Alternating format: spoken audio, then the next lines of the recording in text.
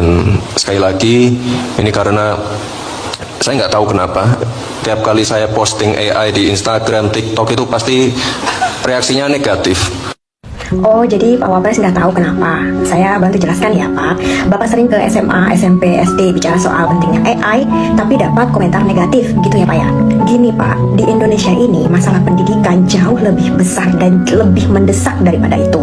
Bapak tahu nggak Pak, anak-anak Indonesia masih berjuang untuk dapat pendidikan yang layak, dapat akses pendidikan. Untuk ke sekolah saja, banyak dari mereka nyebrang naik perahu melewati jembatan rusak, jalan kaki puluhan kilometer. Ayah Bapak kan sudah banyak bangun jalan tol. Setidaknya Bapak bertanya dan belajar bangun jembatan dulu saja untuk mereka Pak. Oh iya Pak, Bapak sudah baca belum? Ada studi yang bilang anak-anak kita literasinya itu rendah. Mereka bisa baca, tapi nggak ngerti apa yang dibacanya. Nah, coba Bapak beri motivasi mereka untuk banyak membaca. Kalau boleh tahu, buku bacaan favorit Bapak apa? Nanti saya sampaikan ke murid-murid saya biar mereka termotivasi. Oh, Bapak nggak suka baca buku ya? Oh ya sudah, poin yang ini kita skip saja Pak. Lalu gimana Pak dengan guru-guru yang masih bertahan dengan gaji 300.000, 600.000, gajinya dirapel Pak beberapa bulan baru dibayar. Staf sus yang nggak ikut mencerdaskan anak bangsa aja gajinya lebih besar Pak. Dan saya yakin gaji mereka dibayar on time. Dan pastinya nggak ada tugas administrasi menggunung untuk mereka kan? Pak, masih banyak juga yang terjebak dalam sistem pendidikan yang kolot, yang lebih mementingkan ijazah daripada isi pikirannya. Buktinya sampai ada menteri yang gelarnya jadi masalah.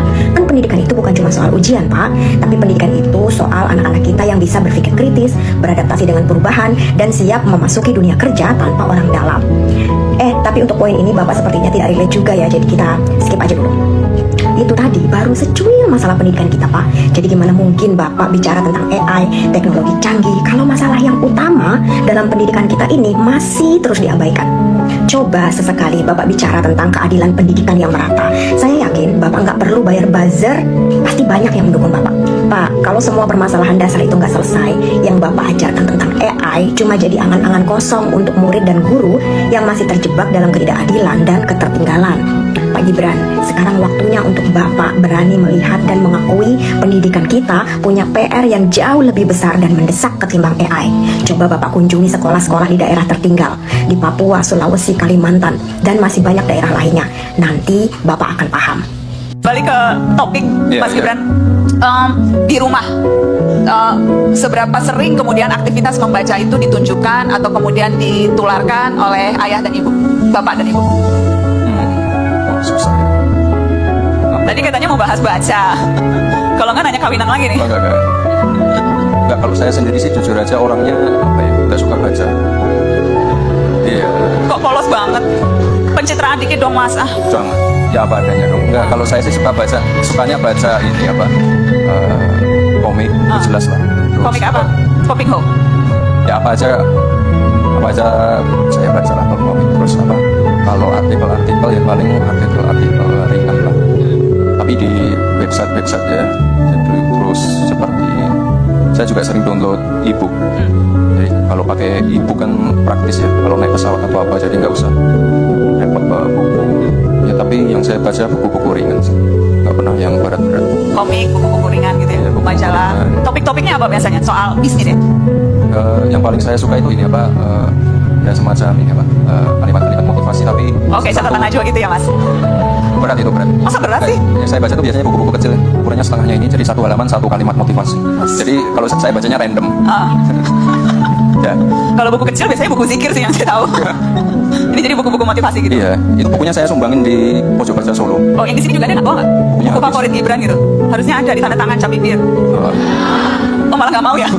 Maaf ya Mas, malah nggak mau kalau dicap bibirmu. Gitu. Apalagi tuh?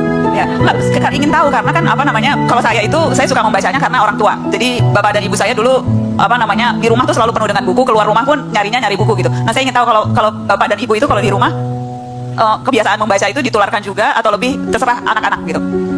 Kalau di rumah sih terserah anak-anak ya. Jadi sebenarnya budaya baca buku di rumah saya nggak ada. Ya itu tadi pada baca komik, main PS. Ya, itu contoh yang salah. Kalau sekarang bikin video YouTube gitu ya. Iya. Hai Dede Kaisang, biasanya Dede Kaisang suka nonton. Iya, makanya Mbak Najwa carikan solusi lah biar teman-teman di sini pada senang baca buku. Ya, teman-teman, memang kalau kita melihat bagaimana kualitas pendidikan di Indonesia secara keseluruhan, teman-teman, ya dari Sabang sampai Merauke, maka itu masih di bawah standar. Ya, kalau kita bandingkan dengan negara-negara yang lain, maka tentu ya tingkat pendidikan di Indonesia masih rendah, teman-teman. Ya, kenapa? Ya, bagaimana tingkat pendidikan di Indonesia semakin rendah itu disebabkan ya karena fasilitas-fasilitas kepada para pendidik atau kepada guru-guru itu masih belum ya bisa diberikan atau dimaksimalkan oleh pemerintah. Ya mungkin kalau kita lihat di kota-kota ya mungkin mereka gaji-gaji guru itu sangat sesuai sekali.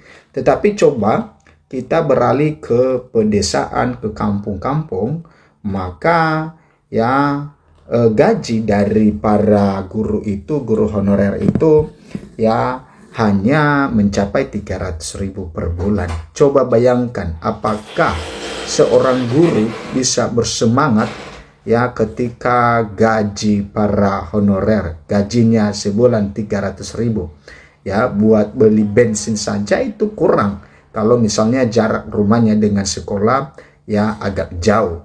Nah, itu menunjukkan bahwa tingkat kepedulian pemerintah dengan bagaimana kualitas pendidikan itu sangat-sangat jauh sekali dari yang diharapkan ya, sehingga ya anak-anak bangsa yang lulus dari pedesaan itu, kampung-kampung itu tidak memiliki kualitas yang baik seperti di kota-kota ya, karena ya bagaimana juga seorang guru bisa fokus untuk mendidik anak-anak bangsa, mendidik para siswa, sedangkan ya gajinya saja tidak cukup untuk memenuhi kebutuhan dirinya sendiri ya.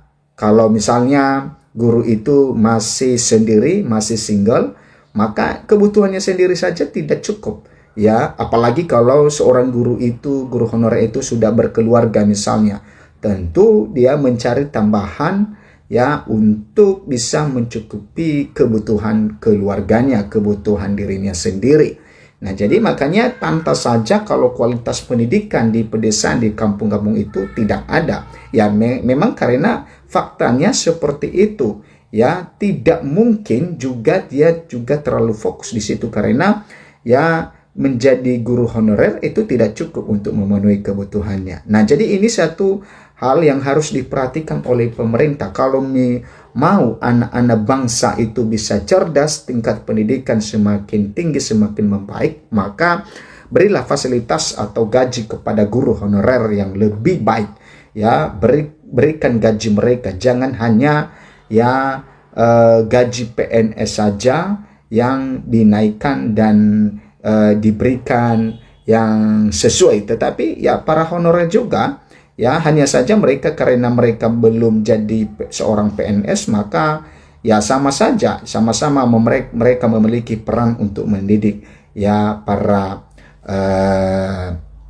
siswa, ya mereka mendidik anak-anak bangsa ini. Nah, jadi teman-teman, ini menjadi satu perhatian pemerintah, baik pemerintah pusat maupun pemerintah daerah, harus benar-benar ya kalau anak-anak bangsa itu, penerus bangsa itu pintar, maka berilah ya program yang baik untuk para guru-guru honorer yang memiliki gaji yang tidak layak itu. Oke, teman-teman, di sini dikatakan kualitas pendidikan Indonesia 2025. Nah, kita melihat bagaimana kualitas pendidikan di Indonesia di tahun 2025 ini. Ya, kualitas pendidikan Indonesia 2025 adalah elemen fundamental dalam membangun suatu bangsa yang maju, berdaya saing, dan inovatif. Di era digital yang penuh dengan perubahan cepat, Indonesia menghadapi tantangan besar dalam meningkatkan kualitas sistem pendidikannya agar sejajar dengan negara-negara berkembang lainnya. Nah, saat ini, pendidikan tidak hanya berfungsi sebagai sarana memperoleh pengetahuan akademik, tetapi juga sebagai alat untuk mengembangkan keterampilan ya abad ke-21 seperti berpikir kritis, ya kreativitas, komunikasi, dan kolaborasi. Nah, dengan semakin kompleksnya kebutuhan dunia kerja serta pergeseran ke arah ekonomi digital, maka sistem pendidikan Indonesia perlu mengalami transformasi besar-besaran agar dapat menghasilkan lulusan yang tidak hanya memiliki kompetensi akademik, tetapi juga siap menghadapi tantangan global. Nah, kemudian teman-teman, pada tahun 2025 ini, berbagai kebijakan telah diterapkan untuk meningkatkan kualitas pendidikan di Indonesia. Namun, masih ada beberapa tantangan yang harus diatasi, seperti kesenjangan akses pendidikan antar daerah perkotaan dan pedesaan, kurangnya kesiapan tenaga pendidik dalam menerapkan metode pembelajaran berbasis teknologi, serta ketidaksesuaian kurikulum dengan kebutuhan industri. Di sisi lain, teman-teman, perkembangan teknologi seperti kecerdasan buatan AI, pembelajaran daring atau e-learning, dan hybrid learning memberikan peluang besar untuk meningkatkan efektivitas pembelajaran. Oleh karena itu, bahwa diperlukan strategi komprehensif yang tidak hanya mengatasi tantangan yang ada, tetapi juga mendorong inovasi agar pendidikan di Indonesia semakin maju, dapat menghasilkan generasi unggul yang siap berkontribusi dalam era digital dan ekonomi berbasis teknologi. Nah, kemudian kondisi pendidikan Indonesia saat ini. Kondisi pendidikan di Indonesia saat ini masih menghadapi berbagai tantangan meskipun telah mengalami sejumlah perkembangan dalam beberapa dekade terakhir. Berbagai upaya reformasi terus dilakukan seperti penerapan kurikulum merdeka, digitalisasi pendidikan, serta peningkatan investasi dalam sektor pendidikan. Namun data dan penelitian menunjukkan bahwa sistem pendidikan Indonesia masih tertinggal dibandingkan dengan negara-negara maju maupun di beberapa negara tetangga di ASEAN. Nah, beberapa tantangan utama yang dihadapi meliputi rendahnya hasil belajar siswa, kesenjangan akses pendidikan di berbagai daerah, keterbatasan infrastruktur pendidikan, serta kesiapan tenaga pendidik dalam menghadapi perkembangan teknologi. Nah, berikut adalah beberapa faktor yang menggambarkan kondisi pendidikan Indonesia saat ini berdasarkan data, fakta, dan studi kasus. Yang pertama adalah rendahnya hasil belajar dan prestasi akademik.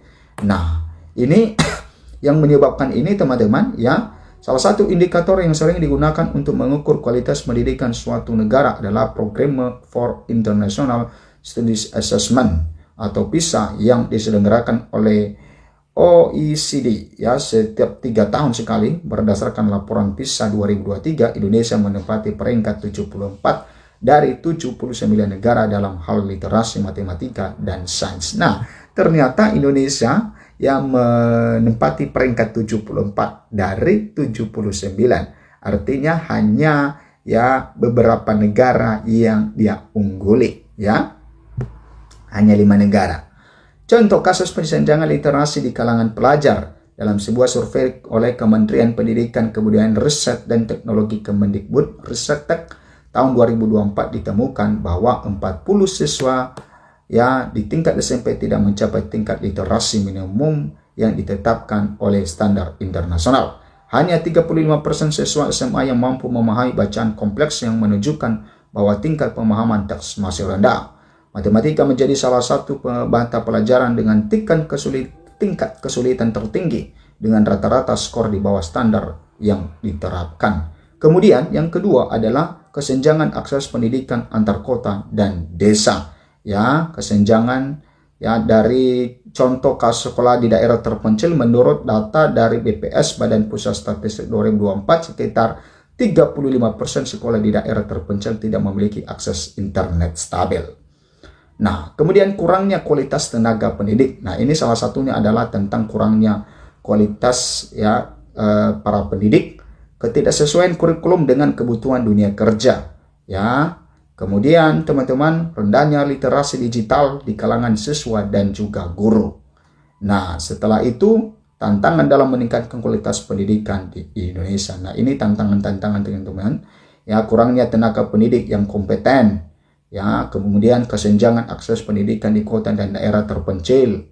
Ya, kemudian infrastruktur pendidikan yang tidak merata. Kemudian kurikulum yang tidak sesuai dengan kebutuhan dunia kerja. Ya, minimnya integrasi teknologi dalam pembelajaran.